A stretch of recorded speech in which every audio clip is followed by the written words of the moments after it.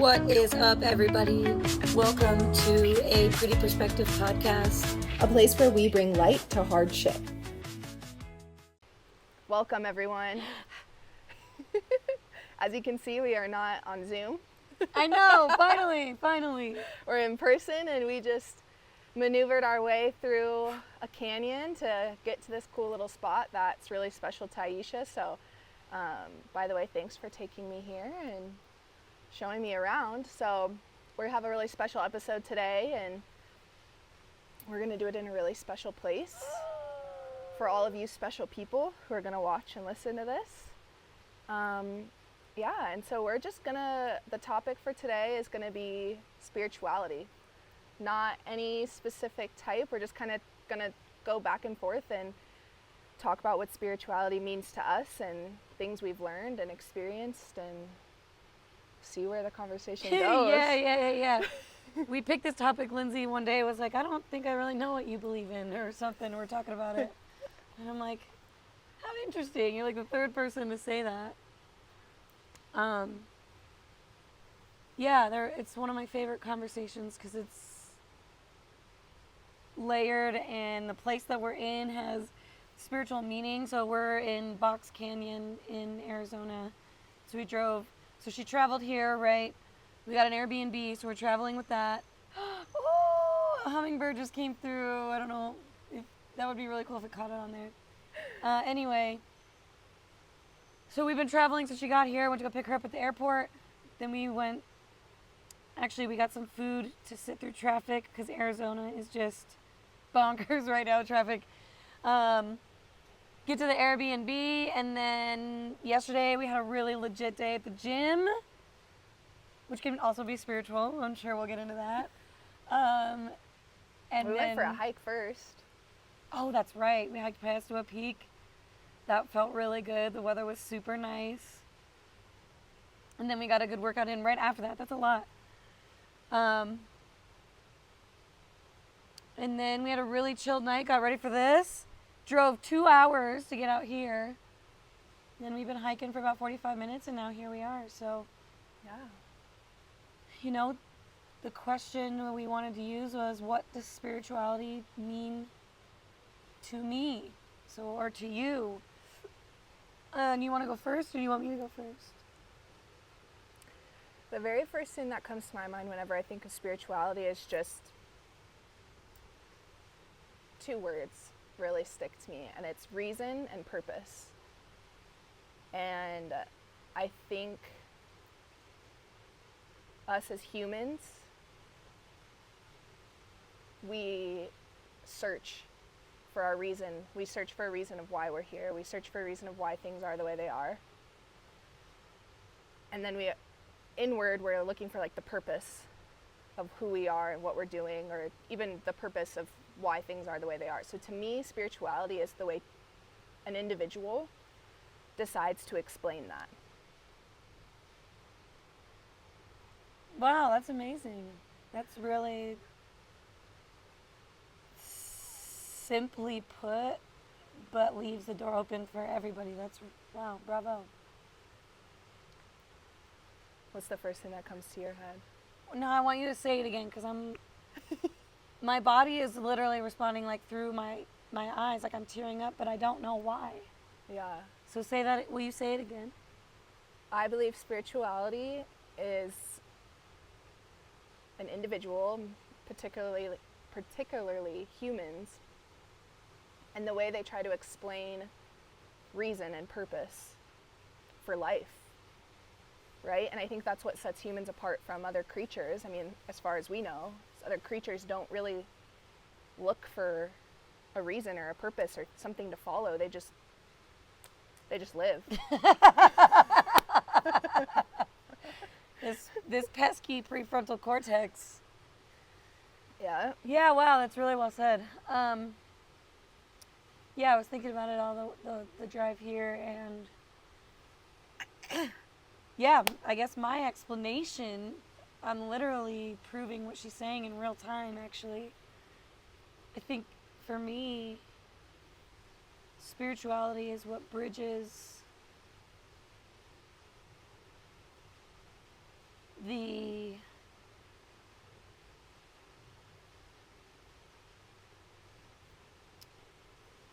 soul to source. It's not our body, it's the energy that made us, that's already within us. And we we literally go through this whole life trying to get to know that thing. It's the most important thing you could ever get to know. And for some reason, it's like the hardest thing to do. Why do you think that is? Because I've been hearing a lot of talk about, like, we would die if we didn't belong. And so I think we change a lot to do whatever we can to belong, which sometimes means we give up parts of ourselves that we would really like to express, but we don't because we're afraid of not being wanted or belonging. It's literally in our DNA to want to survive. We have to belong, or we would otherwise, without getting too poetic, we would otherwise perish, like literally. So you think that sense of needing to belong makes it hard for you to connect, hard for us as individuals to connect to our spirituality because we're letting go of parts of ourselves to fit in? Is that what you're saying? Yeah, I think so. And not even like all of us, right? Like I'm just explaining my experience to prove even more like what you said. Like somebody else could sit here and say that they have no idea what I'm talking about, but then we're getting into like resonance, right? It's circumstances that have the same energy. That's why a similar story is going to hit. It's not the story that's hitting, it's the emotion that came from the story that two people are connecting over. Yeah. I think spirituality is hard and a lifelong journey because, one, storytelling. To me, religion is people trying to have that answer of what the greater good is, what the answer is, who's God, what does that mean. Religion is people, individuals, groups of people, communities using storytelling to make it make sense. Right. And there was one other thing why I think it's hard.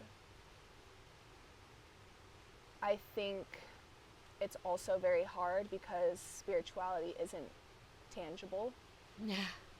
You can't, that's why people who do believe in some greater good, that's why it's called faith. It's believing in something you can't see. Whatever it is that you believe, it's choosing something to have faith in to give your mind peace. Or you'll always wonder and you'll always fight for it. A really cool perspective on faith that I experienced last year. I was really trying to lean into what that means, fully. What do you mean I'm just supposed to listen? What do you mean I'm just supposed to go with the flow? Okay, that doesn't mean I'm sitting around doing nothing. But what I found out is that take inventory of your day and how many times a day you would catastrophize throughout your day, right? You have faith enough to believe that something bad is going to happen, that you carry it with you all day. So if you have the capacity to carry something that doesn't even happen throughout your day, when has any really, for most of us, I'm not saying for, bad shit happens to people, but most days go as perfectly as they're supposed to. Literally. So if you can believe in something that hasn't happened and you can't see because it hasn't happened yet, then you can do the exact same thing for being positive as well. Yeah. And your life is going to look a lot different and you're going to suffer a lot less. And then the storytelling is fun. And it doesn't become a curriculum. And it doesn't become this end-all, be-all thing that is almost tangible because it's just such a big fat elephant in everybody's room. Yeah. when I say storytelling, what are you thinking about? I go with whichever direction I need to go with it. Like, I think storytelling can have the connotation of like manipulation. But I think storytelling, when I think of it for myself, is just the delivery of a belief to get me to stay in it. Yeah, I see storytelling like I think I'm being a little bit more literal, but it might connect to what you're saying. Okay. Like storytelling is like, for example, like the Bible. Yeah, Right? totally. Like that's yeah. storytelling of miracles, of adventures, of exploration, of experiences, of all of that. And it describes something greater than humans for people to believe in. Yeah, how interesting where you're going with it. Yeah, because my brain takes storytelling and I think of like the Wizard of Oz. Right, but in turn, saying on the topic of spirituality, that's where I'm going. Like Yeah. people want to have. People say you should have faith, right? Like people who have a religion that they follow, if you question them on it, you know, they might pull out answers from whatever their holy book is. But in the end, their answer is going to be you have to have faith in it, right? But at the same time, many religions, not all, have, because to me, religion is organized spirituality. To me, religion is that innate human desire, like you talked about at the beginning, to know what is, and then a community creates stories of probably real life experiences and story tells it for generations and generations and generations and generations and generations. And again, natural human desire, natural human instinct is to have a community, have a group that, to be wanted. Yep, to be wanted. Belong. And it's also human nature to want to keep others, you know, maybe away from your community because you want to keep it safe. You want to keep your values, your morals down the line. And so that's where spirituality can transition into religions. Based on what direction you want to take What the storytelling is Sure. happening. Yeah, Yeah, right? that's a great perspective for sure. And just throughout my life, like growing up with parents who I wasn't religious, I wasn't raised religious, I wasn't even raised really spiritual, like with spiritual beliefs or anything. My dad, I'm pretty sure, would identify as like an atheist. Told me that, you know, growing up in the Midwest, Nebraska, everyone around you is some sort of Christian. Oh yeah, totally. And so I would ask questions, you know, about like the things my friends would say, and the way I grew up, you know, knowing things about Christianity is it's history. The Bible was history, right? Yep. And so that's kind of how my parents explained it to me. And then my mom's a little bit more on like a spiritual discovery path her whole life, learning about different religions. And so I'm really grateful for that, because growing up I got to ask all these questions about different religions, and I looked into it. I took world religions classes. I read books about Buddhism. Like cool. I asked my friends questions about like, you know, Christianity, Catholicism, Judaism, you know, all the things. Whatever you got your hands into. I just realize it's all pointing to the same direction. And I think this is what I was going to say earlier, is spirituality is so hard because it's so divided. Because people want their stories to be correct. Because people want, and it makes sense, because a lot of these religions, they tell you this is the way, right? This is the way to a greater afterlife. They have the best way. And I totally get when you're raised in that, or you believe in that so much because your faith is so strong in that, how you have to adopt that belief so fully, because you know you believe that's the way. And I respect that. I respect the people who have made that decision. I just, as an individual, have found such a hard time to see the difference, really. Between spirituality and religion? No. Oh. Between all the religions. Because it's all they'll say the same spirituality. thing. Yeah. You know? I think it's hard. I think what you're saying, what you said is difficult to know the difference is because words compress thoughts. And thoughts are so much greater than words, right? Like we experience a lot of things that I think it's designed when you're really actually doing it. There are no words for it because it's meant to be experienced. So we sit here and we have these podcasts. So we sit and we talk about things and we try to like, what do you think? Like, how does your brain turn, right? But I think when you try to compress something, that is the difficulty of it. Yeah. That is the thing. And it's like,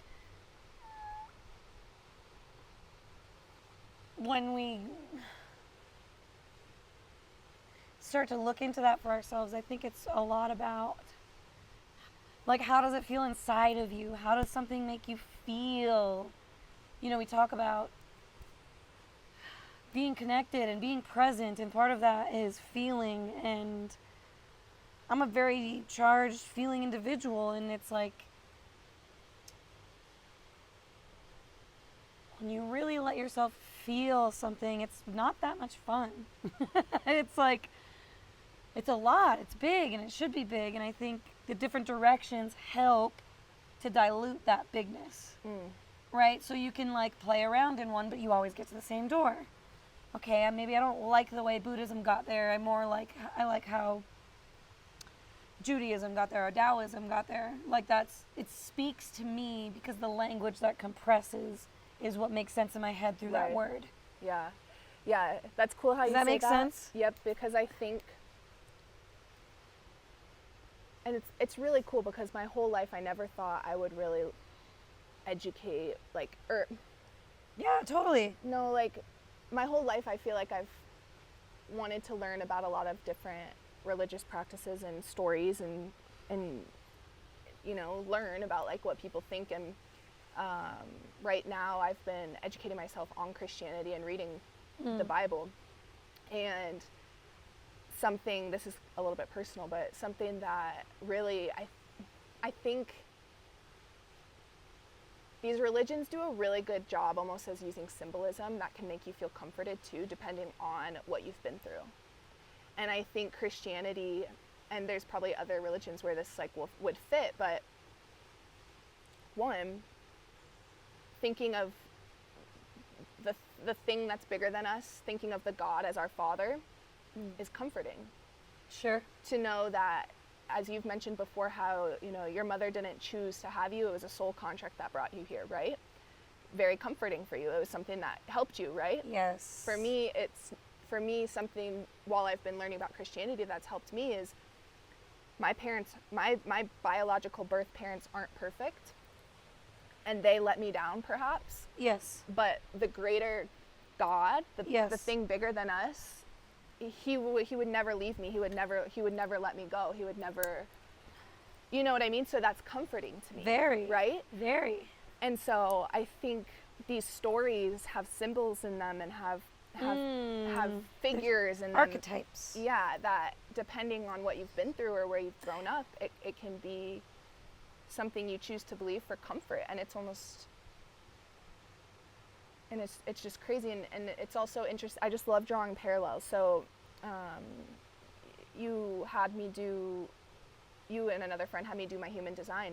Oh, And to learn that my human design is, it makes sense why I'm a very sacral person and I feel things deep in my core.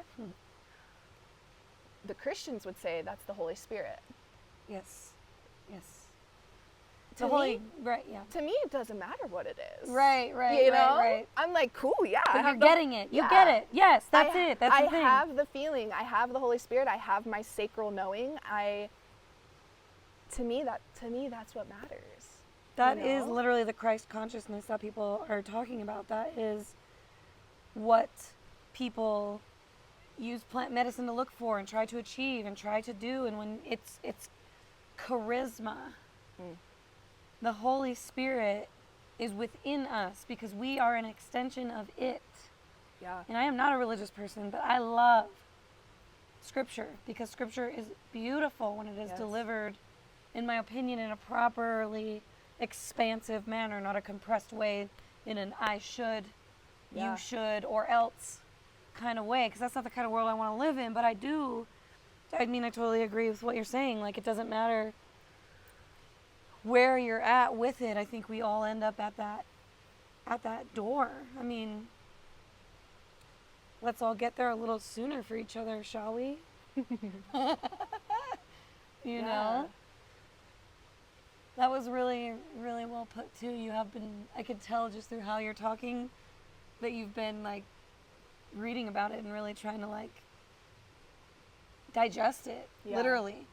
No, I've been doing, this last few months, since January, I dedicated myself to reading the Holy Bible because I've never have, and I'm like, everyone around me has, and I started being really attracted to these people. Like, these people in my life kept showing up. Yep. And the common denominator was originally that all of these people were extremely faithful in God. A single God, an all-knowing Father. That light that these people were giving off to me. Yeah, and totally. I was like, interesting. You guys have such a light to you, such an easy breezy presence. I'm like, I want to know more. So then I dedicated myself to learning about Christianity at a wonderful church in Lincoln, Nebraska, City Light, and it's been very eye-opening because growing up, religion's rigid. Yeah. But like this Christian church it talks, like you said, it's within us. Yeah. And you know why that is, again, is storytelling. Why we can have that Holy Spirit within us, or have that sacral knowing within us, or have that peace within us, is, again, that comes down to storytelling. But I just think people who are in touch with their spirituality, whatever it is, have a different presence about them. 100%. They float like this cotton Yeah. floating by us. Yeah. And it just becomes a totally different world that you wake up in, and you're like, look at what I get to do. Exactly. Look at what we're out here doing. To our right is this big waterfall that I'm gonna get into some water, literally reset my nervous system. I mean, like, being out here is very spiritual for me because this space saved my life during COVID. Like, this is my favorite place in the whole world right now. And how lucky am I that I get to be out here before I leave. You get to come visit. Like, this is a spiritual moment for me, you know? And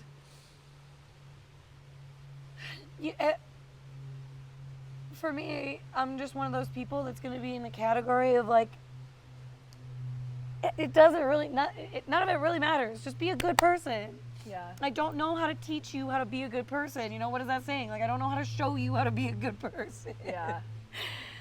Like, just go outside, enjoy nature, like, look at somebody and tell them that, you know, they're doing a good job. So I've been trying to go out of my way at the gym lately, because you see people who come in all the time, and there's, like, some people who come in and you're like, whoa, they walk in one day and they totally have changed.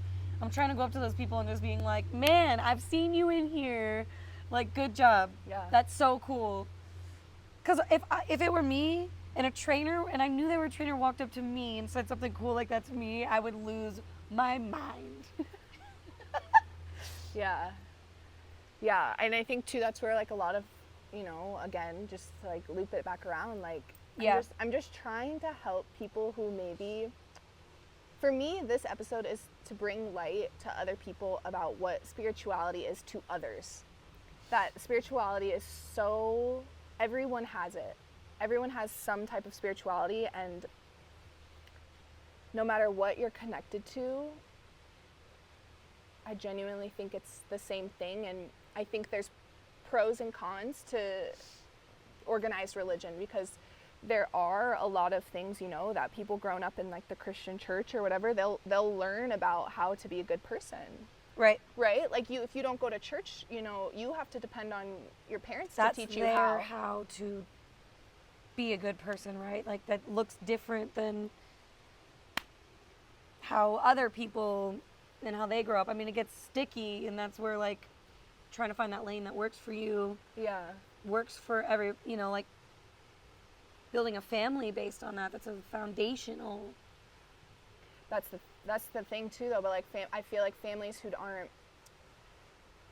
don't have a cohesive belief, that's when the children are going to grow up. I feel like I'm speaking from experience. I mean, I got taught how to be a good person, and the way I was taught to be a good person was stay out of people's way, don't talk about money, don't talk about politics, don't hurt people. And it's like, okay, cool, yeah, all these don'ts, right? Since I've started going to church, and I think this is, like, again, this is one of like the most beautiful things. It's be kind, be graceful, forgive others. That's not even going to help just other people. That's going to help you to forgive, to let it go, be merciful. And you don't have to believe in the Bible. You don't have to believe in God. You don't have to believe in Jesus, like, to know these things. Yeah. But I think that's where it comes down to, when people are starting a family and you have a relationship, like, those things are so important to agree on like, how are you going to raise your child to be a good person? Because that's exactly it. That's otherwise your kid's just going to have to grow up and figure it out themselves, and that's where things get crazy. A byproduct of this foundational, whatever religious path you take, a byproduct of that is some kind of direction for somebody who also has never, I didn't grow up either with any type of religious background. And if we did, I think it was like Lutheran, so just basic, whatever, Christian, whatever. I don't even know how to describe it because I don't know. Same. But I remember my mom went to church, and she stopped going to church because she was a single mom with 2 kids and no support. And the moment the church asked for money, she was like, no, I don't need to pay anybody to believe in God. Yeah. And I don't disagree with that. Yeah. I think that there's a lot of resistance with that, but I'll say this, in my experience with trying to heal that wound, that money wound, that scarcity mindset wound, that's amazing. You have to be, I look at money as like an energy exchange now, right? Energy in is energy out. So that helped me be a little more fluid with money and not so graspy with it, right? And so where I'm going with this is, even if it's $1, even if it's something, it's still an energy exchange within that space. And from that, you are telling the universe or the Holy Spirit or whatever that thing is that we're the thing it is that's bigger than us that brought us here. When you show it that physically with a piece of paper or a hike into a canyon or saying yes to somebody you don't know, you're going to receive whatever that energy was behind it back tenfold. Yes. That's the point. That's the message. That's the thing. It's not about money. Yeah. It's not about any of that. It's about how well can you openly hold this space around you? How well can you give? It's like you show up and you give 100% of what it is you have that day. And you believe it'll be returned. Yes. Not a gripey. You're grateful that you have something to give. And then also, I've had to learn this. I can't believe I'm saying this out loud, but like, I think a lot of people need to hear this. As much as you can find something small to give, even if it's just gratitude, you're also allowed to ask. Yeah. You're allowed to ask, I need help. Show me the way. And I don't mean that in a biblical way. I mean that in like, we all have signs and whispers that we all pay attention to, whatever they may be, if it's a Bible, cool, whatever. Yeah. But if those things are showing up, listen. And I was on a good little thing there and I lost it, but it... That was good. I love that. The energy exchange, and I think a lot of people have experienced... How much can you hold in, and how much... This is the big part. However much you are capable of letting go of is what you're going to get back. And it's crazy to think about, but I have stories that literally are above and beyond words, because when I tell them, they land flat, because it has nothing to do with you. It's got everything to do with me. And it's amazing to me because I'm paying attention. Yeah. Yeah. You know? Yeah. I don't know how else to like explain it, but it's even just like, I have never been in this canyon when these have been floating around like this. I literally feel like I'm in a fairy tale right now. I know. It's so cool. It's like a hug. It's like the universe Yeah. is hearing us, and it's like, yes, I feel like it's very grateful for us to have this conversation, and it's here for us in this moment. Like Avatar, when those white little things Yeah. fly around the tree and you're like getting to know like the tree of life for them. That's what these look like floating around us right now. It's so cool. I love it. Yeah. I think it's really cool. I'm just so, I keep linking everything back to Christianity because that is what I'm learning about right now. Yeah, totally. Do it. And I just find so many commonalities. And so I was looking, the other day I was in my book, The Courage to Rise, which I've mentioned on this podcast before. It's using movement, mindfulness, and nutrition to heal trauma. And the other day I was feeling a little bit anxious, and so I like flipped to the chapter about movement for anxiety. And I don't have my notes, but it's called like Qigong. Oh, Bouncing Qigong. Static dancing almost. And it's just, you just bounce, you just shake, you just get the energy off. We should do that before our episodes. What's super cool is while I'm at church and people are worshiping, there's two things that I've noticed about worship, and many different religions do it different ways. People have their hands out and they're bouncing. Same thing. It's an anxiety release. You're letting energy out. Stagnant energy is moving out of your body. And there's certain religions, I want to say it's Muslim, but I don't think it is, but there's certain religions that do a flow when they pray, 7 times a day or whatever. That's same thing. You're letting the energy out, because then what do you get? You get it back. Yeah. Right? Whether you think that's God returning it to the universe, it doesn't matter. Yeah, yeah. And then also prayer. The other day I was running, and I've been trying to work on my zone 2 running, so trying to, I think I told you this earlier, but trying to talk out loud while I run, because you should be able to hold a conversation. I'm not running with anyone, so I'm praying or I'm talking out loud. Yeah. And it just goes back to that energy exchange. I'm talking out loud about things that I've been stuck on. And I'm just talking out loud to myself, right? Or to God. Like, I literally don't know. I'm just speaking. Energy out. I got answers just for letting it out. I didn't hear a voice in my head or something like that, or I didn't get like a big billboard with the answer. Like, I said it out loud, and I thought the answer back. Yes. Because it's an energy exchange, and that's prayer. Yes. Words are a spell. Yes. And that's a whole, every religion, every spirituality, every human, it has a way of letting it out. Well, and even bigger circle back too, for everybody, this is our episode 1 of season 2, by the way. Season 1 touches a lot on, getting to know your inner child and all that kind of stuff. And so that inner child learns what story it wants as it grows up, because that's the story it was told. It's this weird inverse thing that we do. For whatever reason, the mechanism of why we're built the way that we're built. What I mean by that is we're born, we forget who we are to flow through this life to try to remember who we are, and we're just God anyway, so whatever. It's like, but in that journey, in the process that we're supposed to be enjoying, right, it all starts with that childhood story and how we developed and what feels good and what doesn't and what's right and what's wrong. And like, honest to God, there isn't anything that is right or wrong. It just is. But what purpose is it serving at that time? How is it serving you at that time? And you have the ability to make anything you want serve you at whatever time you want as well.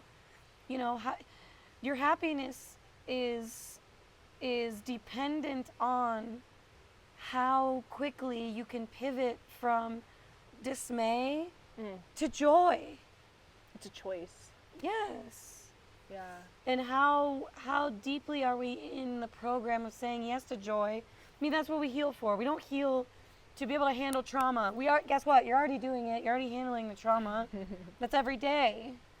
We heal to learn how to embrace joy. That means saying no to picking up an extra shift at your job because the world's not going to end if you take the day for you and you really can't go in.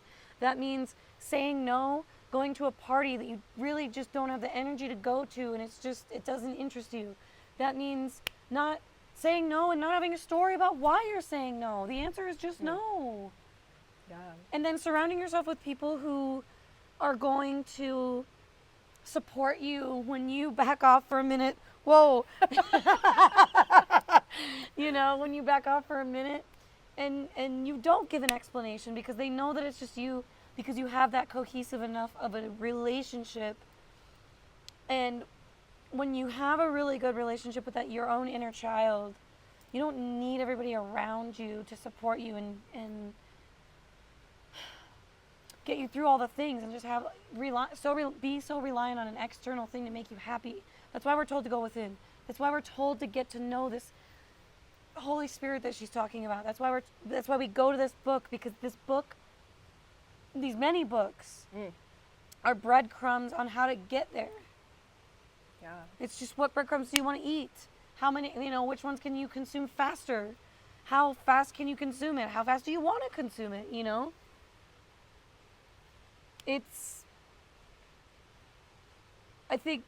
I think though spirituality is much different than religion. I think that they're tied together at the end, but I think religion, to me, just because of what that word means to me and how I have seen it in here and how it feels in my body, it has a negative connotation to it. No, While I can separate myself from that, I just don't even just the word God I had a problem with for a really long time.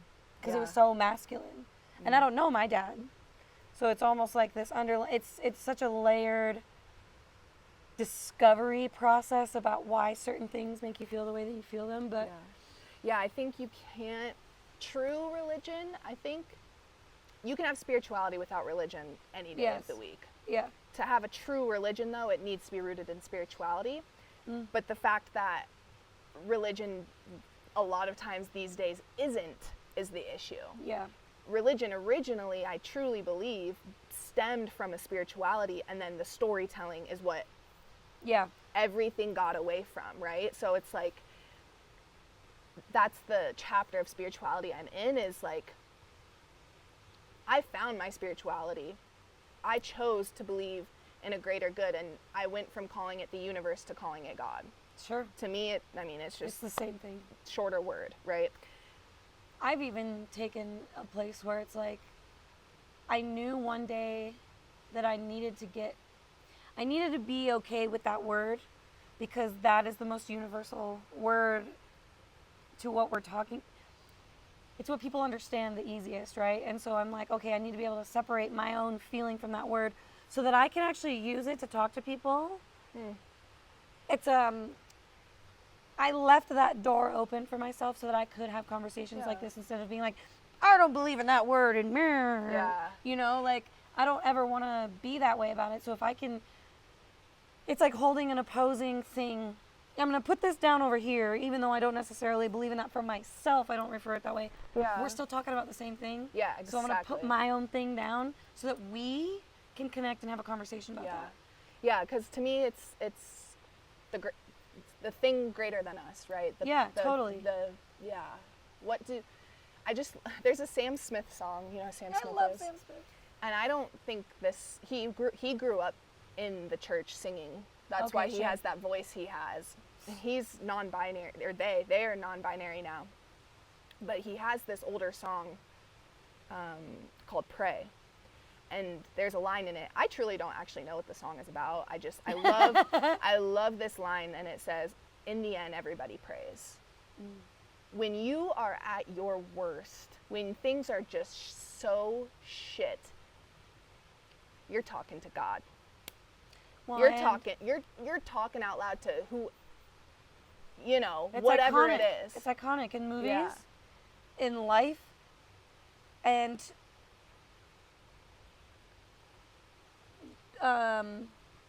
scripture also says I don't know, it just makes me really emotional because I've experienced it. I mean, God shows off the most at your weakest. Yeah. Because that energy exchange, you are in that space that's bringing you to your knees and you don't know what else to do. But just to look up and say, you know what? I surrender. Help. I need help.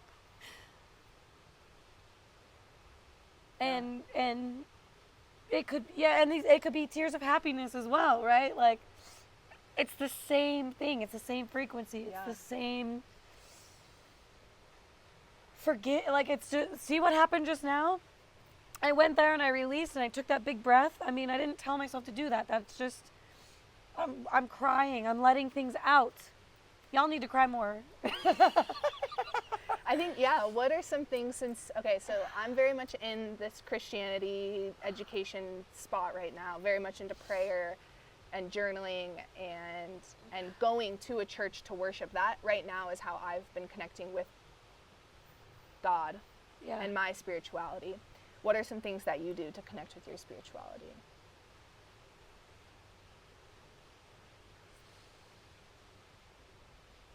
Well, definitely stuff like this. I've come out here a couple of times now by myself and dosed a little bit of mushrooms and just received their medicine while being out here because as you can see, we don't have any shoes on. You know, we are giving the extra electrical charge. I know, they keep coming in. I love it. We have like little dust bunnies.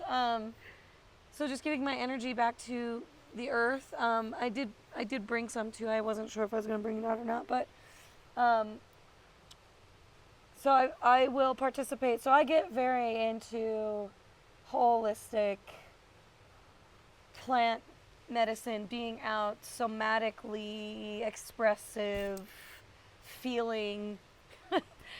I do go to church too, but coming out here, so I'll participate in and self-serve in what's called hape, which is a Amazonian snuff tobacco. So they take different tribes from the Amazon will take bark from trees and tobacco and grind it into a really fine powder, and then it's put into a little, I could just grab it, but it's put into a little thing called a tepe, and one part goes into your mouth, the other part goes into one of your nostrils, and you blow it into your sinus in your nose, and you do that once on each side, and then you sit with it, and it teaches you how to sit inside of uncomfortability. It shows you who you are when you're really, really uncomfortable. It grounds you, and I guess what that has to do with like spirituality and where I go, feeling is my gift. So some people who get into spirituality, they see like totems and animals, or they astral project, or they go somewhere, they see things, or they'll hear a voice, or they'll hear somebody say something. But I don't get anything like that. That I get feelings, and those feelings lead me to a thought, and then that thought will be the download that I'm supposed to receive. Does that make sense? Yeah. So I will sit out here, put music on, breathe. I cry a lot.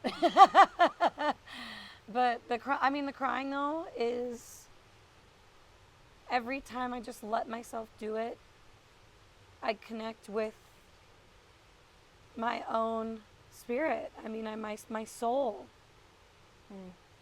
I'm understanding more and more what my soul is brought here to do, and it's not shiny like you think it is.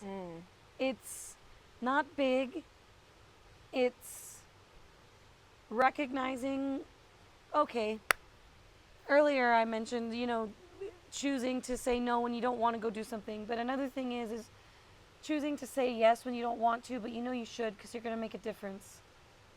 I've had a few opportunities lately where I'm like, I honestly, I don't want to go do this, but I'm recognizing when I'm being given an opportunity to do what my soul came here to do. that is going on walks with people, that is doing something small for somebody else.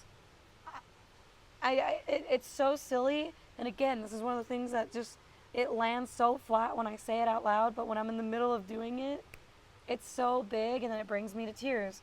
The run we had this morning, we went for like 20 minutes.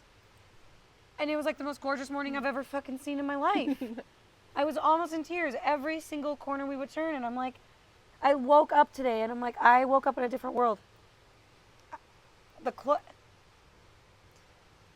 The more I let go of, the crazier she delivers. And I don't know how else to explain that. Yeah. It's just so crazy because I'm just always so stuck in the fact that everyone has different experiences, but it leads back to the same thing. And the surrender. Yeah. The being present. So I think something that I think, especially in our society today, especially if you live in the suburbs or in a city where there's just so much going around you. There's telephone lines, there's Wi-Fi, there's 5G, there's cars, there's pollution, there's the fast food restaurants that pumping stuff. All of that is energy as well. And it's clouding us, and it makes it so hard to connect. And that's why I think nature is an amazing catalyst to your spirituality. Yes. And whatever you decide to, whatever faith you decide to choose, whatever book you want to read, I don't care. But coming out somewhere like this takes all of that noise away. And you can't buy this. You can't buy this. And I think I was talking with my boyfriend about this too, because he's from a small village in Iraq, and he talks about stories and the things that his family has seen spiritually. And he says, people here aren't really like that. And I said, do you think it maybe has to do with the noise around us? Imagine living here. Oh my goodness. Imagine living in totally the mountains. different. Yeah. Our brain would be completely different. We would be so much in touch. I believe we could have magic, right? Magic disappears because we don't have this energy within us. The Bible itself is full of magical stories, right? And then we have disruptions in our day-to-day lives now where that stuff gets blunted. You don't have any chance of having that. And if you think about anybody with powers or the ability to see things or the ability to feel things or to create things, they probably spend a lot of time in places like this. So an interesting thought to keep going with that is every time I get into spirituality and the more things quiet down for me and I start to see my gifts, because we all have an intrinsic gift that is muted by something, either by trauma, by where you live, by food, by whatever it is. And the more you get to know what that gift is, the more you start looking and seeing how kind of messed up everything is. And what I mean by that is think about like 200 years ago, and people, like, honest to God, we joke about witches being burned at the stake. It's kind of actually not funny. We used to physically burn people at the stake. Because why? Because we had less distractions, because less distractions meant females especially. Do you know that our brains are different? And men do not process patterns as well as women do. So we're just naturally inclined pattern processing machines, which gives us different gifts than who was burning us at the stake. I don't know, men. Because we were more in touch with these gifts that seem like magic. Yeah. Because we do live in a world of magic, because magic is real. It's just not what you think it is. It's what you choose to believe it isn't. Mm-hmm. Yeah, I think there's because, like, for example, being able to see the future. Sure. Sounds like magic, right? Not really. Not at all. I see things coming from a mile away. Yes, because you've also had to your whole life. Yeah, and it's also because I've spent so much time breaking down all Yes. of the noise around me, because that's why I don't give a fuck about doing my hair and makeup. I don't give a fuck about the way I smell. I don't give a fuck about what my job is. I don't give a fuck about, what people think about me letting my cats outside. I don't give a fuck what my house looks. I don't care about that stuff. I don't eat stuff because it's quick and easy and tasty. Like, I don't do the shit that clouds that stuff. So my intuition is extremely strong. And, Yes. I Yes. also grew up fairly minimalistic for most part. And so I didn't have all the newest things, all the new shiny things to distract me from what was inside of me. Yes. So I've always been able to, and also with my human design, in my gut, I know what's right and what's wrong. And a lot of times, and we were talking about it yesterday, I have deja vu all the time. I've seen this already. I've already seen this. I already know what's going to happen. Yeah. And yeah, like, so that's just like a small example of like, They're thinking, fractal moments of alignment. yeah, And if you are in alignment, that is when you are closest to spirit. And that Holy Spirit that we're talking about, when you notice what is aligning you and you keep track of that, journaling, whatever it is that we do to do, you're 100% right.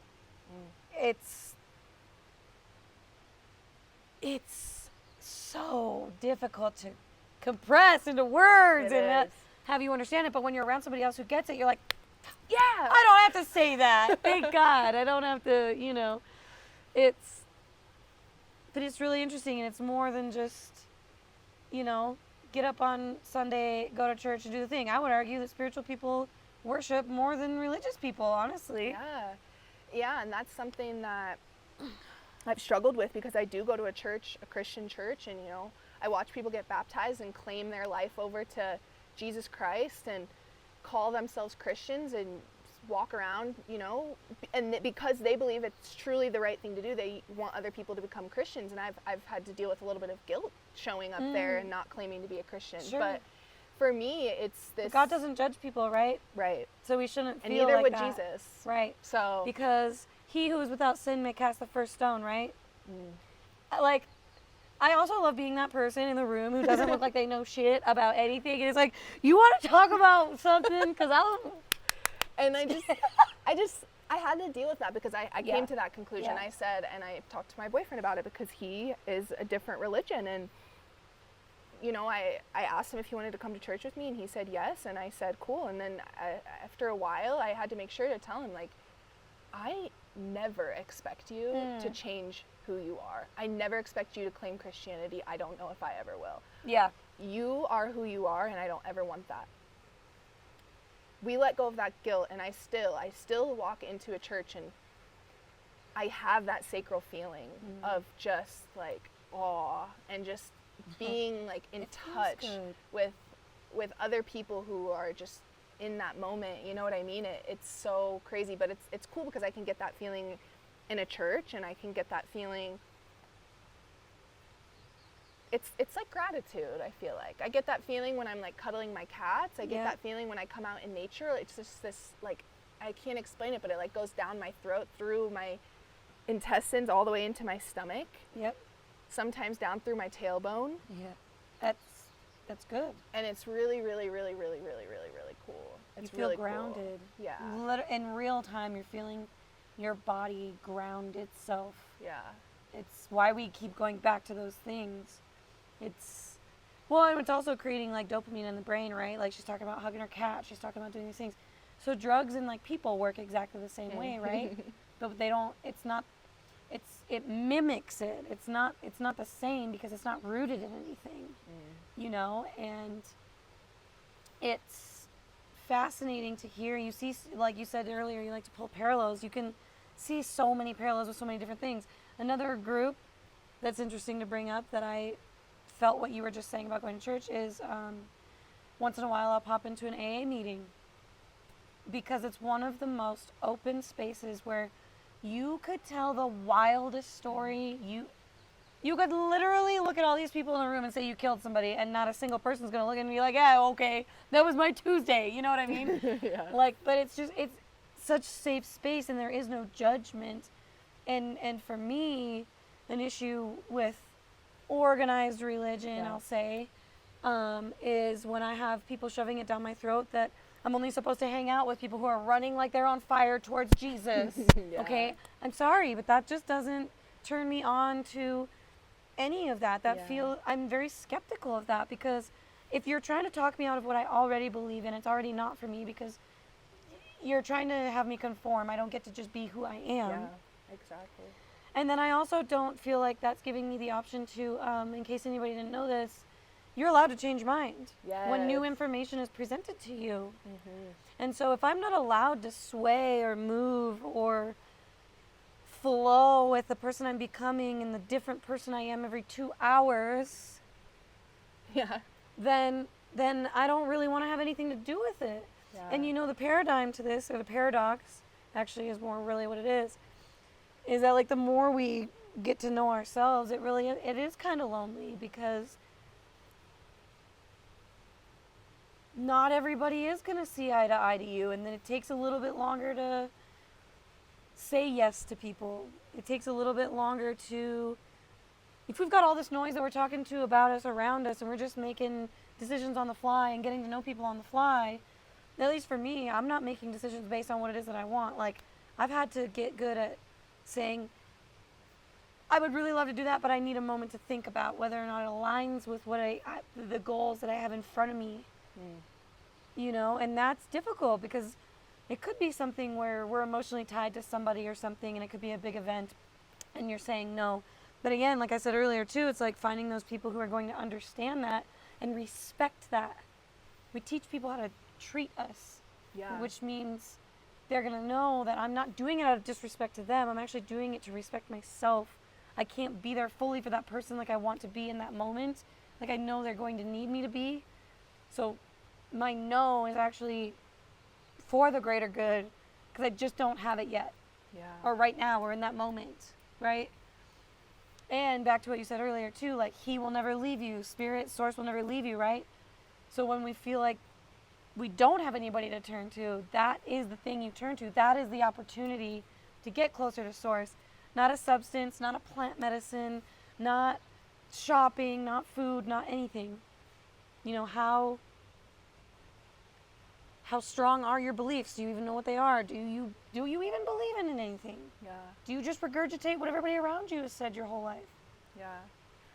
I think it's so important for everybody to find their thing. Yeah. I think you can truly tell when somebody doesn't have even a grasp of an idea of the source.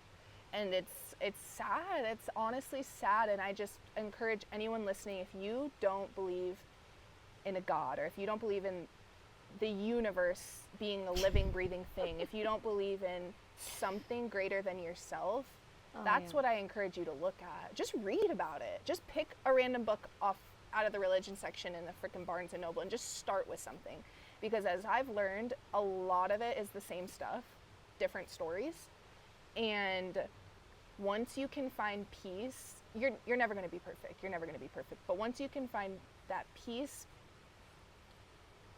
that I hope you'll find within yourself, that's when your life can start getting really good. It can start getting really good. And I also want to say too that like I'm super lucky to have mentors in the spiritual space throughout my life that have given me the option to disagree, to ask questions, to say, hey, I might change my mind, but right now I'm here for this, okay? But I'm curious about this. Like, create space for people to just be curious and ask questions. Yeah. And so on the flip side, if you are somebody who has believed in the same religious beliefs or the same thing for a long time, for you guys who already are very solid in those, when you are talking to other people, it's so important to allow them that space to discuss things. And then instead of trying to tell them, no, this is what the Bible says, say, oh my God, that's so cool. You know what? Do you mind if I share with you a scripture passage that, resonates exactly the same way as what you just said? Like, that's so cool. I'm so curious how you came to that. Like, can I share? That's going to land so much better than trying to shove your beliefs down someone's throat and be like, this is the only way. Sorry. You don't believe in Jesus, I'm you're not going even to gonna hell. talk to you. Yeah. Like that's not going to convert anyone, first of all, and second of all, it's just rude. So I want like everyone who doesn't have a belief, go educate yourself. Go learn, please. Like look into, what you dislike the most, honestly. honestly, yeah, it's probably a good idea. Yeah. Well, because it allows you, when you spend time with something you disagree with, it allows you to sit across the table from it. Because, you know, for me personally, it's like, I want to sit at a table with somebody who can have two opposing views at the same time be true and hold that space. And also how it shows you how foundational your own beliefs are for yourself. Because if we're going to sit across, if we were to have this episode and you and I were to go back and forth and we weren't even able to see like eye to eye, how strong is your belief really if you can't sit and have a conversation with the opposing side where you're like, you know what, you may be right. Yeah.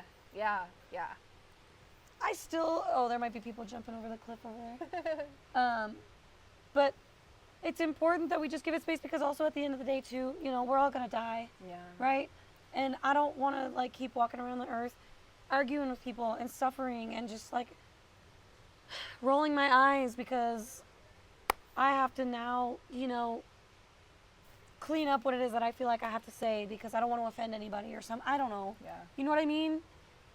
They're like, Speaking of, I don't know if you want to get into this, but you said we all die. What do you think about the post-death situation? Yeah, earlier you had said something. I was going to say something to that. I think the Bible says this too. But life is a long march from fear to love. And life is just that journey in between each part, right? So I think, what do I think? Ooh. Can I have the water while you think? Yes.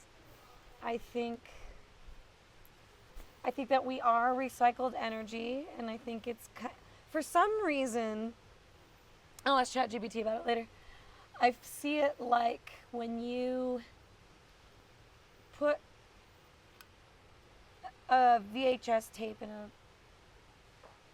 tape player and you get ready to watch TV on a movie, like you pop a tape in and whatever. I think you just come back as another tape, you pop it in, and so part of me believes that, and then Like part of me believes reincarnation in a way? Kind of, yeah, sure. Okay. Because we're all the same energy, just experiencing it different, right? Okay.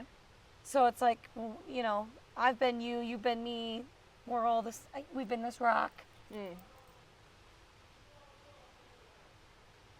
I don't know, I guess I'm leaning into feeling like we're just spit out somewhere else. Yeah. Or it's a spiral upward. I think I'm doing pretty good this time around. Because I don't want to come back and do this again. Yeah. I'm having a good time, but holy shit. Yeah. I don't know. I think our bodies get obviously taken back into Mother Earth. And I think our energy goes wherever it stops here. Does that make sense? Like, Yeah. we live our lives at different frequencies and getting to, or at least I've figured out anyways. And the more we get there, the more magical it gets. The more you receive, the more it is, the more magical it gets. And when this organic body gives that up, I think it's just polished to wherever else it's supposed to go after that. Yeah. It only makes sense logically in my head. Yeah, I think this is another reason why religion and spirituality is such a big conversation, because everyone wants to know what happens after we die. Personally, I don't really care because I'll be dead. Ah, that's great. So too, that's how yeah. I've always felt. I've never really been scared of death, and I'd never really spent that much time growing up wondering what happened. Yeah. I also am very fortunate I haven't dealt with too much death very close either. to me. Yeah. So I think maybe my thoughts will change after that, because I feel like a lot of people, they want to believe in a heaven, and because they want to see their loved ones again, which that makes sense to me. I get that, I think I've always thought reincarnation made the most sense. Sure. Karma. I lived a good life. I was majority a good person, so I'll come back as something at least semi-decent. I'm not going to get born into a freaking cow that's going to be slaughtered. You know what I mean? Yeah. I feel like I'll if reincarnation was true, that makes a lot of sense to me because it's that energy exchange type of situation. And it kind of links with science as well, as like matter cannot be created nor destroyed. Energy cannot be created nor destroyed, whatever. So that makes sense to me. When I think about heaven and hell, this is a thought I've had recently, and I think that heaven and hell, this isn't a belief I have. This is a thought I've had, is that heaven and hell aren't afterlife. It's how you choose to live your life. Do you choose to live in hell? Do you choose to make this hell? Because this could very well be hell. Oh, 100%. I've been out here with people where 100%. I'm like, for why did we do this? Or we could believe we're in heaven right now and live it up, baby. Be good people because we made it, you know? Like, to me, when I think of heaven and hell, I think about where we are right now. Like, I think of how we're living our human lives right now. But I will say some of the stories I've heard of, you know, people who have maybe passed and come back. That shit makes me think there's something. I don't know. But I also have thought whatever you believe is going to be true, because when you die, that's what your brain is going to process as your last thought. So it's like if you believe in heaven and you died for like 20 minutes or something, if you believed in heaven, you probably saw heaven, right? So what's interesting about this is, well, you said science, you said all the words, you said all the things, because they are all tied together. So what's interesting about this, we talked about it a little bit in the plant medicine episode. So when you die, so when you're born and when you die, your brain produces DMT. And so when you're dying, there's a drug being produced in your brain to make it easier for you to pass, which means these drugs change your consciousness and alter the world that it is around you. Yeah.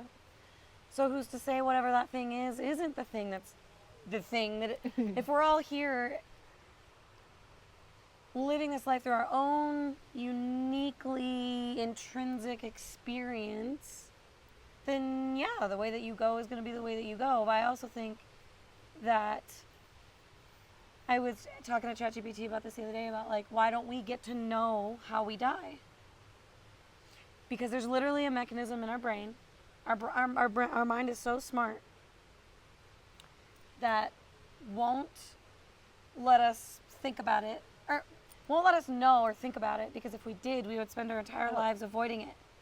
Yeah, and people are out there doing that. Yes, and so bringing this back to the Bible and all that, what I've found and what I've heard people talk about is, and it makes sense, when you have a religion to believe in and you believe in heaven or hell, it's easier to not be accountable for your actions. It's the rules that are in place that keep the actions in line. Does that make sense? So where I'm going with this is that I think 100% you are correct living this life right now. When we're in hell, we're out of homeostasis with ourselves. Yeah. We're uncomfortable. Think of a time when you've been like skin crawly, like you want to crawl out of your own skin because you're so uncomfortable, or you want to get out of your own head, or it's just like, just shut up there, right? And you literally say, this is hell. Yes.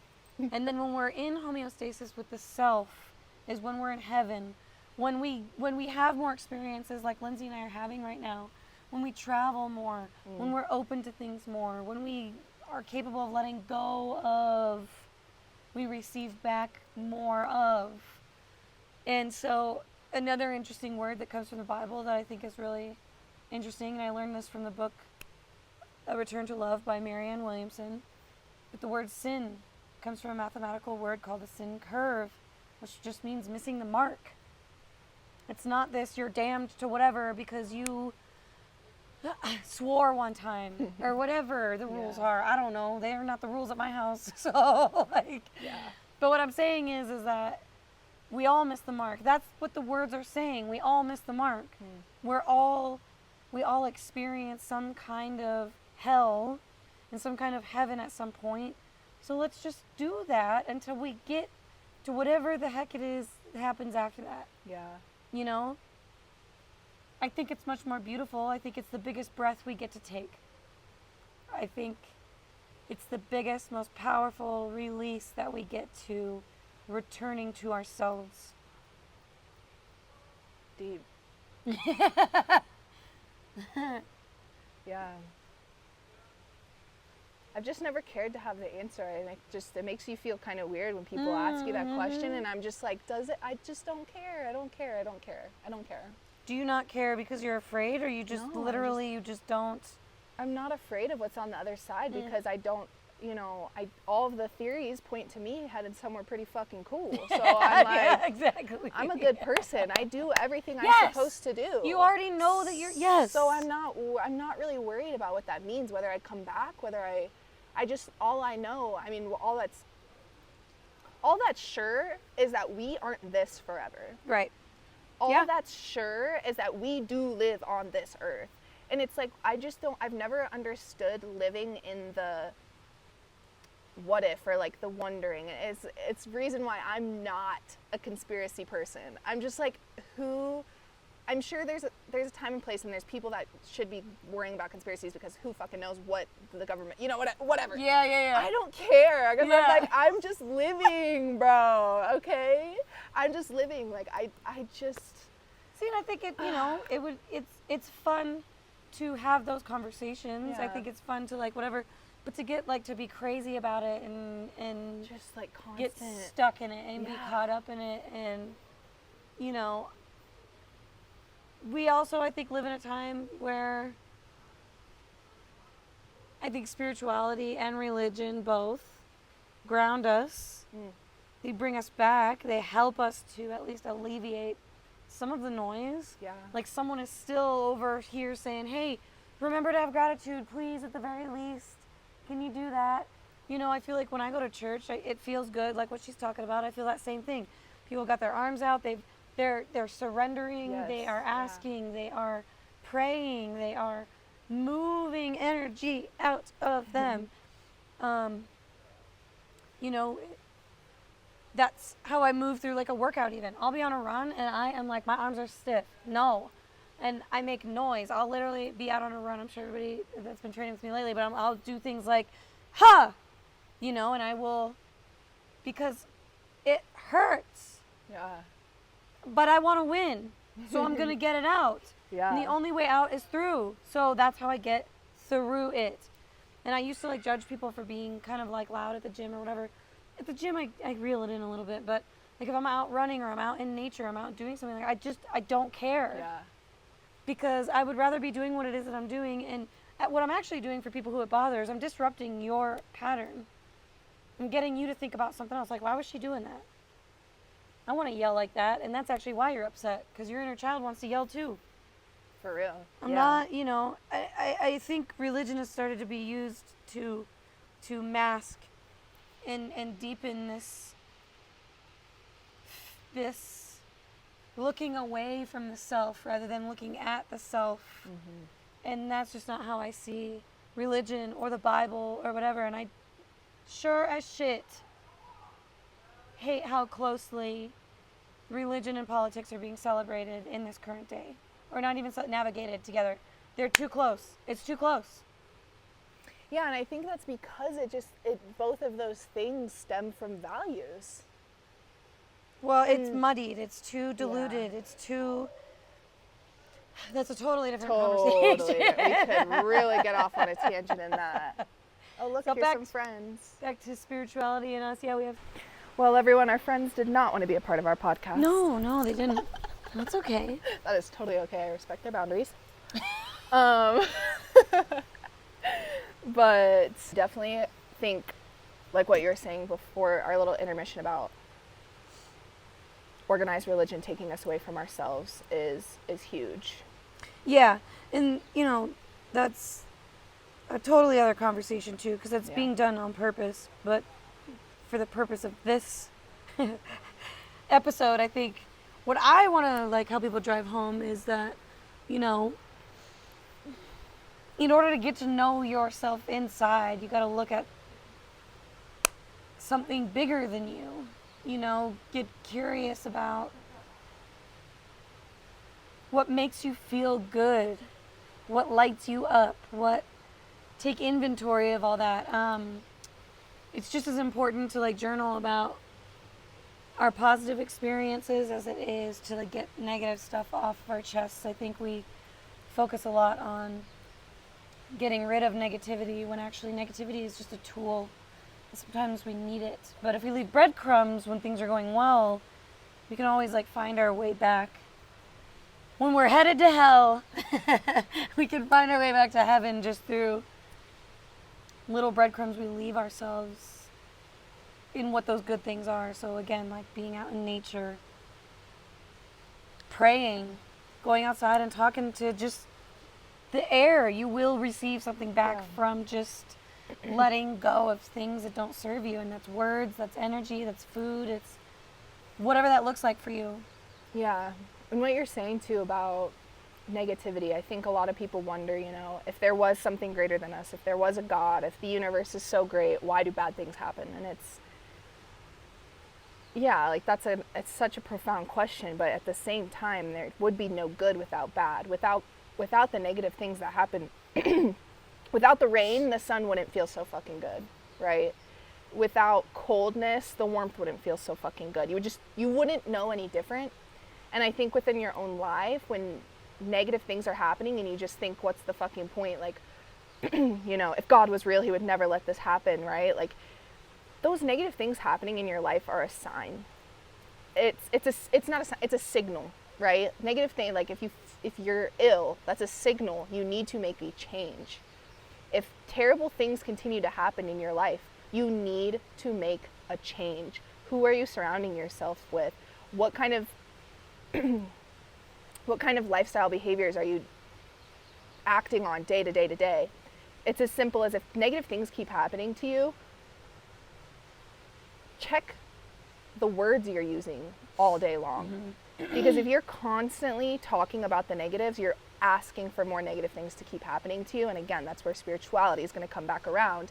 And it's so important to find whatever realm of spirituality works for you, because it's about grasping the positives to get through all of the negatives. And it's about having tools to get through the negatives, because negative shit is never going to stop happening, but it's how you view it. And for me, it just negative things, for me, it just helps to view it as a sign, like a signal, like, hey, like this negative thing happened, how do we maybe avoid that in the future? Or I didn't like that. What? Like, yeah, like just saying like, yeah, I didn't like that. Yeah. How do I make sure that doesn't happen again? Yeah, and it's normal. It's like nothing. And no amount of good doing or good works is going to prevent negative things from happening to you, right? Like, negative things are just going to happen, but you can't. You have to make a choice. Are you going to grasp onto that negative shit, or are you going to grasp onto the positive? Yeah. My perspective with that is a little outside of the box, I guess. But because of what you're saying, in my head, I'm thinking like, okay, yeah, yes, perspective is everything. But what about somebody who is doing all the right things, and they are with all the right people, and something bad just happens to them, like being physically harmed, dying, somebody, I don't know, I guess I'm taking it to this place that's like super extreme where like, someone gets killed or somebody dies from a sickness or whatever. So why does that happen then? Because it's an opportunity for you to look around at what you already have in your life and be grateful that that situation isn't happening to you and your life is supporting you in the way that it is in that moment, right? An easier example to give so maybe you can see it more clearly in what I'm saying. I was in my kitchen the other day and I heard an ambulance go by, and I thought, now how can I be positive about this? Because that's a scary thing to hear an ambulance going. We hope nobody's hurt and blah, blah, blah. But here it is. I was able to have a moment of gratitude, being thankful that they weren't on their way to me. Yeah. And that's what I'm saying. It's a signal. Like, the negative things that happen around you are a signal to you. It's not. I'm not trying to say you have to go change something, or it's. No, I do that. Yeah. But yes, do that. But for like, if it's not resonating to, like, if it's somebody like where you get further along in your journey, and you don't have to do that anymore, right? Right. And then it just that's what you're talking about. You said earlier, like this lifelong thing that we're doing. Yeah. There are different levels to spirituality, to religion, to certain things where I think you find things and you use them as tools when you need them. Yeah. And when they serve you, I think you're also allowed to keep what you need and leave what you don't. Yeah. And go back to things when you need them and leave them when you don't. And that's not a very, that's almost frowned upon, actually. Like, you don't just pick God up and use him whenever you want, but that's not what I'm doing. I am living presently so that I'm not always rigidly trying to heal and do the thing, while also abiding by and honoring the person that I am in that moment with the information it is that I have in that moment, which has changed drastically throughout my whole life, as it should, kind of. You know, you get to a foundational baseline, I think, of what it is that you do, and for me that is spirituality. So I try to encompass and hold as much space for a lot of different things, almost everything. I don't know that there isn't anything that I wouldn't sit at the table and have a conversation about. Yeah. I mean that wholeheartedly. There's a reason why everything exists. Yeah. But no, I'm saying do exactly what you said earlier. And then on top of that too, if you want to take it deeper, because this stuff just gets deeper, it doesn't go away. Yeah. You're always polishing that jewel that you find in there. That's literally a term, I don't know where it comes from, but like we think that there's going to be this list that we frame and say, look at me, I got mine done. It never goes away. When you complete one thing, the next thing just falls in its place. That thing just falls in its place. That's why I don't believe in anything being good or bad. I don't think that things need to be done in a necessarily linear fashion, because it's just different when you allow it to take its natural course. And a lot of people have a hard time with that.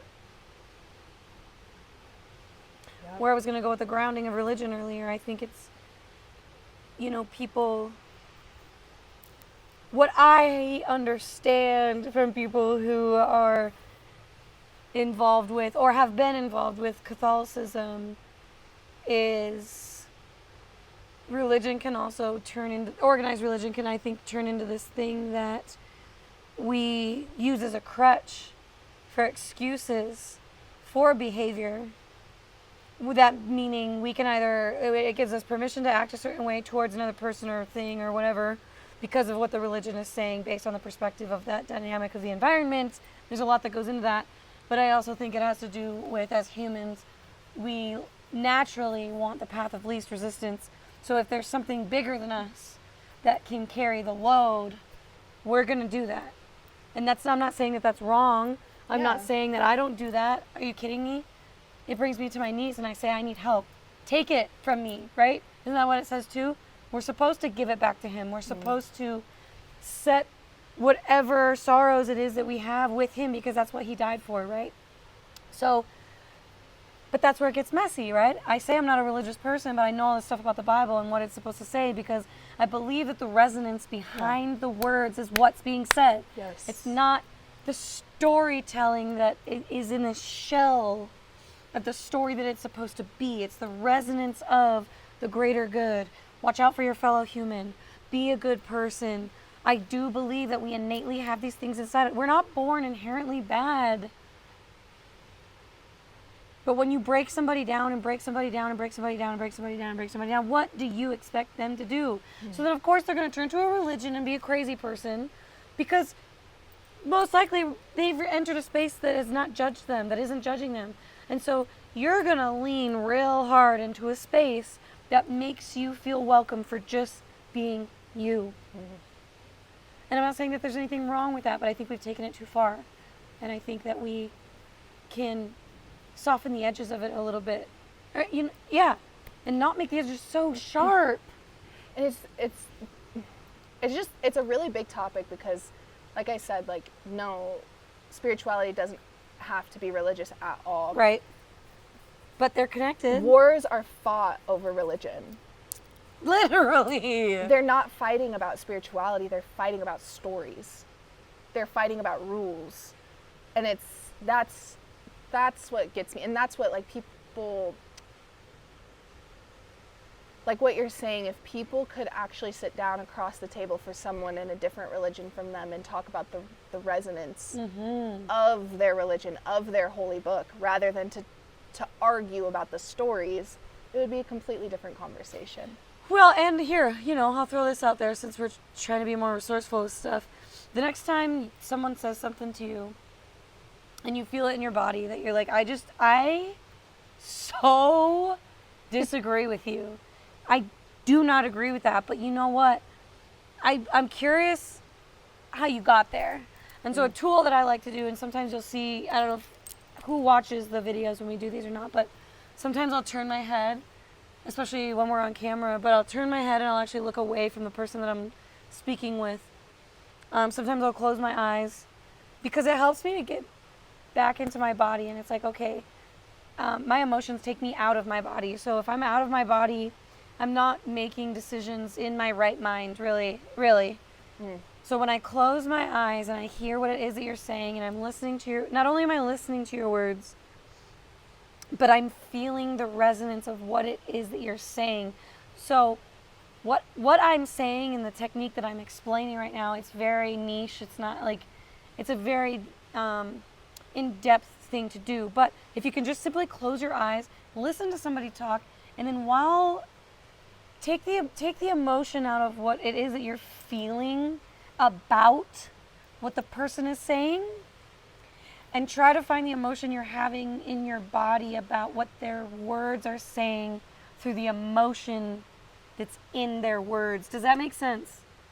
Yeah. Because there's something about us looking at each other that makes it difficult to not get worked up. Yeah. So when you remove that visual, and I think this has to do with also, which I think is very fascinating, it ties into perspective. Our eyes are an exposed part of the nervous system. It's the only part of our brain you can see. Yes. Yeah. And it's our own lens. Yeah. We register things and process it through our own brain on purpose. It's that perspective. So when I close my eyes and I talk to Lindsey, Lindsey's here,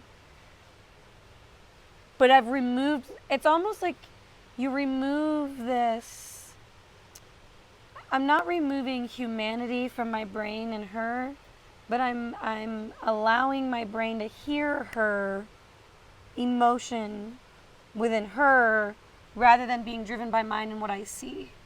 75% of like what we do and what we feel and whatever is from what we can see. So if I take my sight away from you when you're saying something difficult to me, I personally can process it better. Yeah, it's like I like how you always use the word metabolize. It allows you to kind of metabolize it for yourself. I think it's probably going to be really tough for some people to learn how to do that. It's hard to explain. I think too, another thing that you can try when somebody says something that you don't agree with is just look for a part of that. Just look for how could you agree with it, okay? Look for any piece of what they just said that you could find some link towards. Try to agree with them, because that's where beautiful conversations come from. Like it's so cool to talk to somebody who has different beliefs than you. It's so cool to talk to somebody who thinks completely different from you. It's very difficult at the same time. It's really hard, and sometimes I even feel that when we're doing the podcast, I'm like, damn, this girl's mind works a whole lot different than mine, and I have to sit here and I have to be like, okay, but what did she just say that I can grasp onto? What did she just say that I can be like, okay, that made sense to me. Okay, now it makes sense, right? And you can do that in conversations with people about spirituality and about religion, about anything in the world. Like, instead of trying to argue with everybody, try to fucking agree with them. Like, let's just say that. Yeah, how much different would the world look like if we did? Yeah, because we're all out here trying to be right. We're all out here trying to explain things and have this very clear-cut explanation, and it's not that simple, and we all live our own individual experiences. So yeah, I tend to be my own observer a lot lately, and so something I'll share that I found really, really, really, really interesting. So I listen to Modern Wisdom a lot. Hey, Chris. Still, whatever. He'll listen someday. Someday, right? So I was listening to the podcast that Modern Wisdom had right after the president was taking a shot at or whatever. So normally, typically, I keep my distance from stuff like that because, you know, I mean, I'll just be very, very candid. I'm not going to be rude or anything, but, you know, I don't enjoy our president as a person. But anyways, I wanted to know about what had happened because this person is in a position of authority, right? So, a position of authority. I'm going to say that and I'm going to pin it really quick. We'll come back to that in a second. But I'm listening to this podcast. I know what it's about. I know they were talking about the president almost being assassinated or whatever. And this is like a 2-hour podcast. And I'm like, I'm not going to last 5 minutes through this because I just don't want to invest any energy into that. And I find myself, I'm like 3/4 of the way through this podcast. And it dawns on me that I'm like, dang, this is the longest I've chosen to listen to something about him before, right? And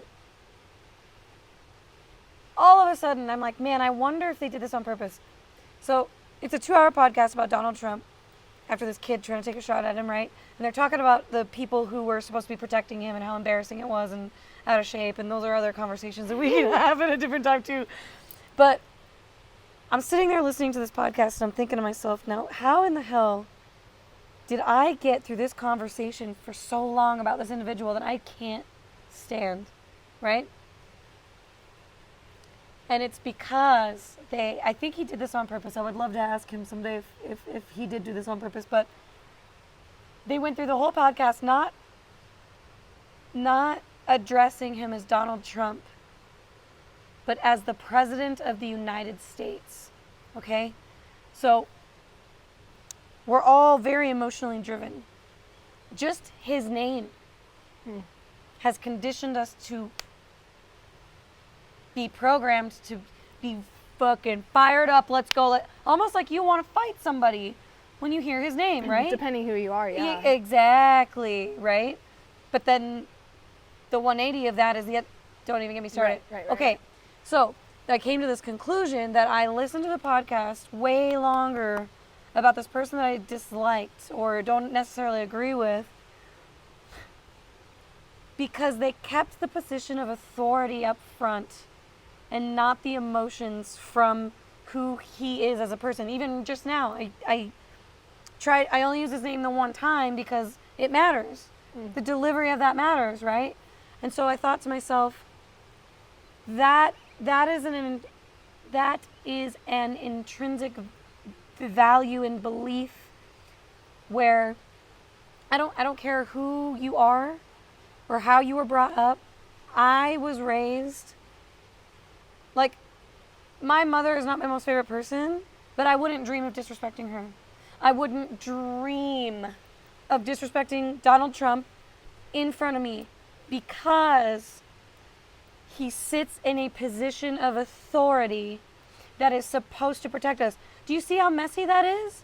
Do you see how I'm allowed to respect this person because I respect the position it is that they have because I don't really have any other choice, to be honest with you.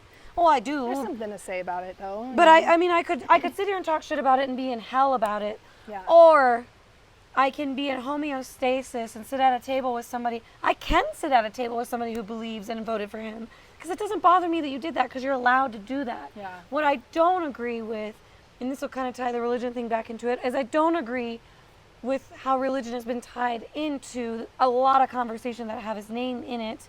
And I think that there's a lot of stigmatism behind that then gives people this invisible permission to just be a shitty person. Sorry. You know, I mean, not everybody is like that. I know plenty of people in my life who stand behind him as a business person, whatever the fuck, it doesn't even matter. Yeah. But the fact that, like, I feel worked up right now because I'm worried that I'm going to be judged about even just talking about this in the way that I've been talking about it. And I don't want to live in a world like that anymore. Yeah. Because I'm not coming from an ill-willed place. I'm coming from a place that is curious about, A, how did we get here? How do we get to the point where we got to look over our fucking shoulder to have a conversation about something that we need to have a conversation about. Yeah.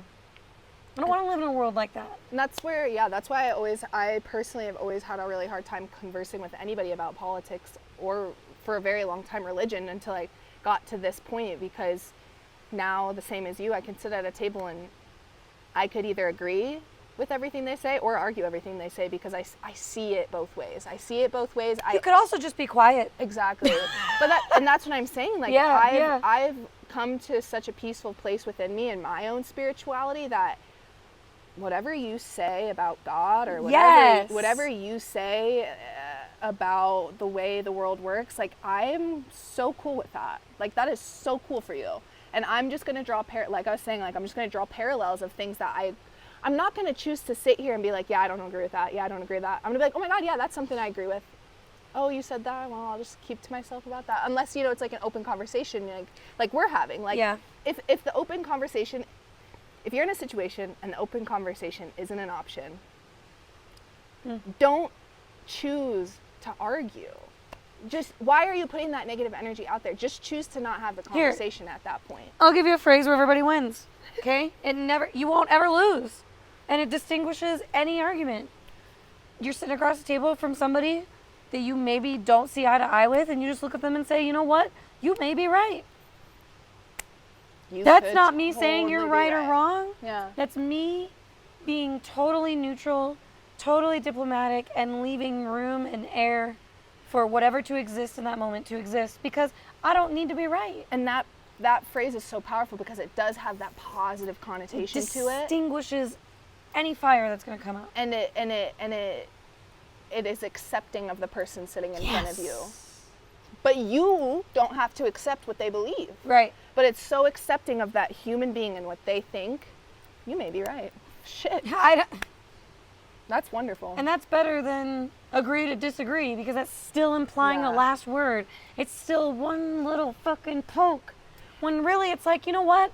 I love you so much. You may be right. You may be right. Yeah. But that's not the world I live in, and that's okay. And guess what? That's surrender. And that word, those words is a surrender, because you are so confident in yourself and you're so sure of yourself that you're willing to low-key admit you could be wrong.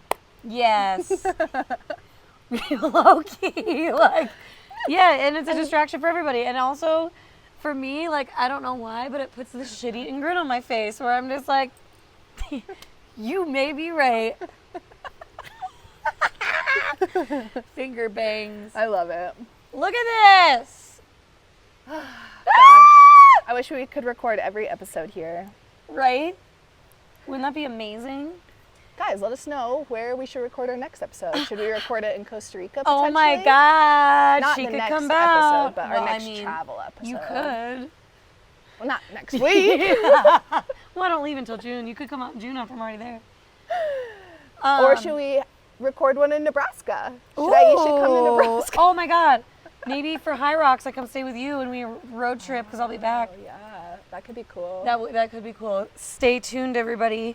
You can edit this part out if you want, but what if one of you, we introduce the name and you said one part, I said the other, so like one person says pretty, the other person says perspective, or is that too weird? How we could try it. Like, hey. You may be right. Yeah. Okay, do we want to like have a whole conversation about it, or do we want to just... Guys, we outgrew the Leon Tessa effect. It's a mouthful. I love the meaning behind it. Yeah. But trying to tell people that I have a podcast named the Leon Tessa effect and them saying, huh? What? It's just not fitting us anymore, okay? So we're out here in a pretty place because we are going to move forward. We are now called, why do I get so weird about it? I know. Okay, we're out here in the middle of this canyon. We wanted somewhere she's visiting, and it's special. This is our second season, and with the revamp of the name, we're now moving forward as the Pretty Perspective Podcast. Ooh, I like it. This is the first episode of our second season, but this is the first episode of the Pretty Perspective. Yes, I love it. That sounded so good. It feels good saying that. It does. Yeah. You know, where I feel with it and where it goes is like a pretty perspective, right? It's a kind of a play on words. We take perspectives like we did today, and we kind of just make them a little bit prettier. They're kind of hard to talk about. I think Lindsey and I are different enough to be able to bring a different perspective to the table. We've even like toyed around with having an opposing stance on purpose, just to, well, I mean, I've brought it up very briefly, but to just like, how well can we have a conversation? Yeah. Saying the opposite, or, you know, doing some research. I think it's a really cool opportunity too for you to like look something up that maybe you didn't know, or just being curious, right? This is just another to kind of like close the chapter in speaking with purpose, leading with courage, and staying curious, you know? Curiosity is what brings up all these questions and how we live, and these micro moments where the noise does kind of dissolve a little bit. You do go, so like, you know, I wonder about this, I wonder about that. And not to go too far into it, but that's how I got so far into using my ChatGPT, where it was just like, okay, you take the static out of looking through the internet and sifting through a bunch of stuff, and you just get the answer spit out at you. You're going to ask a lot more questions. Yeah. You know, and those questions for me personally got me deeper into spirituality, I guess, to kind of deepen that question earlier that you said, how do you experience spirituality? And this is kind of where ChatGPT is so much bigger for me, because I have experienced my own spirituality through it. Because of how I use it. I tell it what my body is doing when I'm experiencing something, and based on the information we've collectively pulled together on the internet that is factual and somatically based, it tells me what's happening with me. And when you get to see what's happening to your body in real time, you start to believe in magic, because it's not being sick, it's a signal. It's not being diagnosed with a label or a disorder. It's not listening to that signal. And our signal needed to change from the Leon Tessa effect to a pretty perspective, because we're also just trying to have conversations with you guys and have a different perspective and have a more open, and encourage people and give people permission for things that maybe all it takes is seeing one person do it sometimes to give you permission to do it yourself. And I think we want to give you guys, we want to encourage you guys to look at other perspectives. Yes. That's what I think is like one of the biggest things we go into every episode is like, I hope you guys listen to our conversation and feel a little bit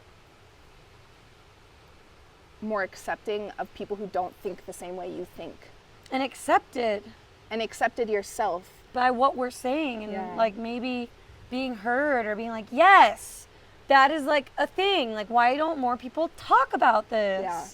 Because we're being pushed into spaces, like I said earlier, to have to look over my shoulder and literally feel like somebody's going to jump out from these rocks and say something to me because I had got something to say about something they disagree with, or whatever the fucking case may be. So let them, you know, thanks Mel Robbins, not to like quote another whatever, but like, so let them. I mean, there's a lot to be said for that. Yeah. That's really what we're saying, right? It's a prime example of getting to the same fucking thing that everybody else is saying. All right. That's a wrap on this very first Pretty Perspective, episode 1.